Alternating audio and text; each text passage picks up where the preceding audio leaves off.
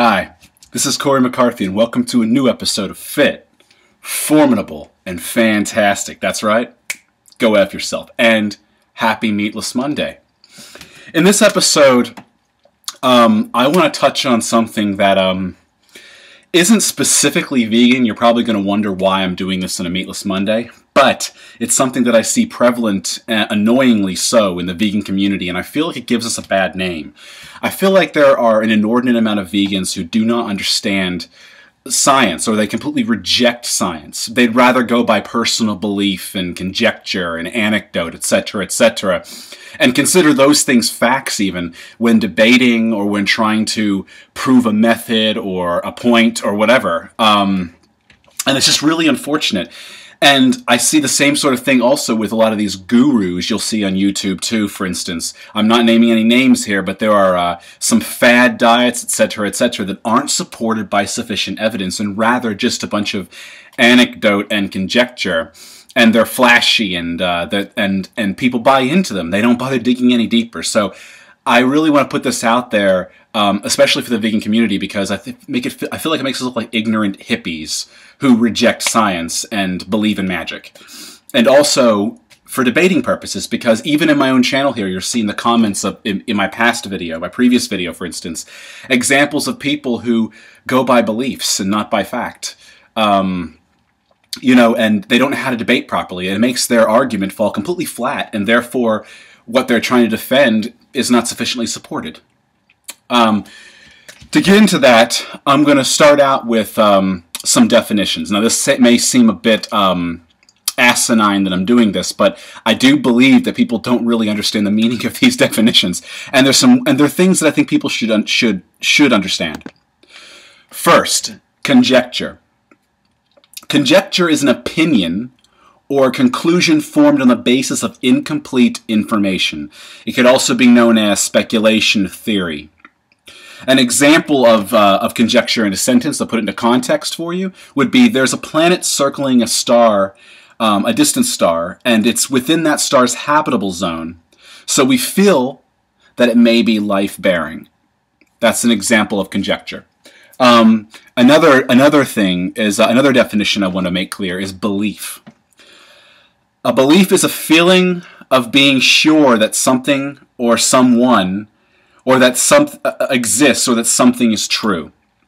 Now, to use that in a sentence, this might seem redundant for some of you, but I believe it or not, people actually use believe in beliefs as fact. But to use belief in a sentence, Carl believes that the Loch Ness Monster exists after seeing a number of old photographs. And this is versus a fact. A fact is a thing that is indisputably the case.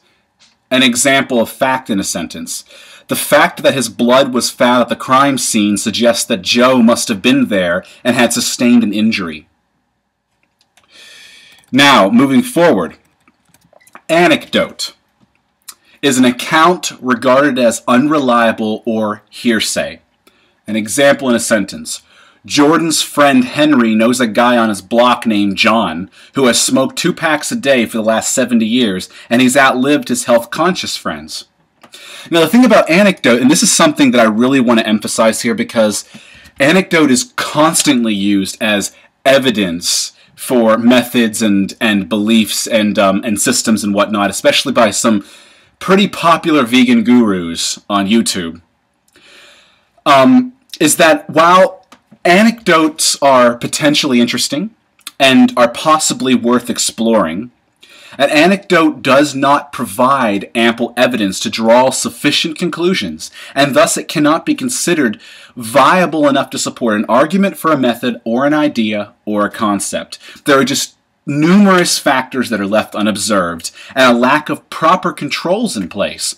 And this brings me to what I put weight in, and that is the scientific method. Now, for those of you who fell asleep during this part of grade school, the scientific method is a method using experiments and observations with appropriate controls in place in order to investigate a hypothesis or a theory and reach an accurate conclusion while remaining as objective as possible to minimize bias. Now, the steps of the scientific method are: ask a question, do preliminary research, form a hypothesis, test that hypothesis via experiments, analyze the data, and form a conclusion. And then, of course, when you have that conclusion, share those results publicly usually by some official means, whether it be some kind of a journal or what have you.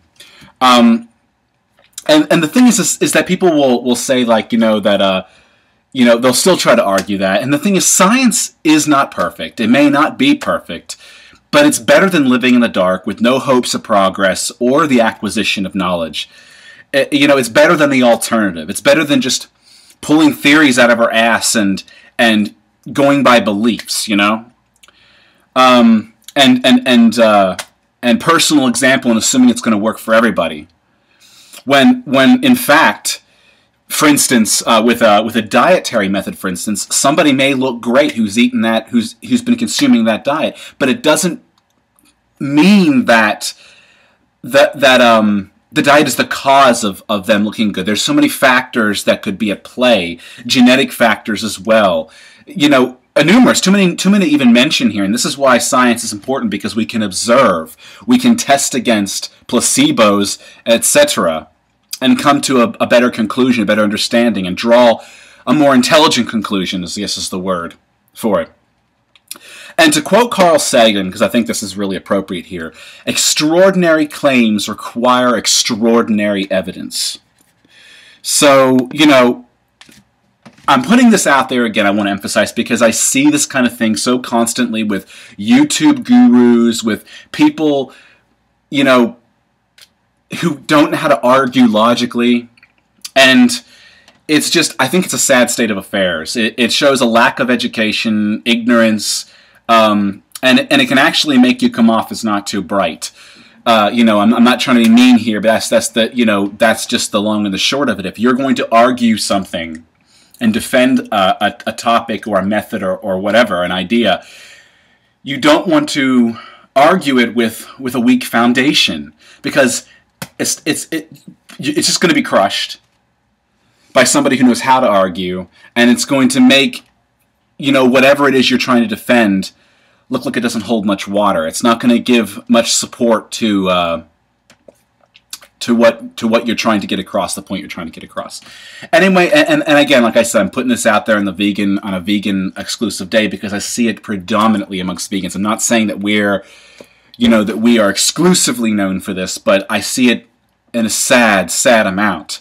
So much so that I actually am part of and one of the founders of a vegan Facebook group that is dedicated to science, specifically for fitness and nutrition purposes, but dedicated to science and eliminating a lot of this conjecture and anecdote and trying to basically educate and put the truth out there and basically shine light finally on a lot of the pseudoscience and cult crap it's prevalent in our community.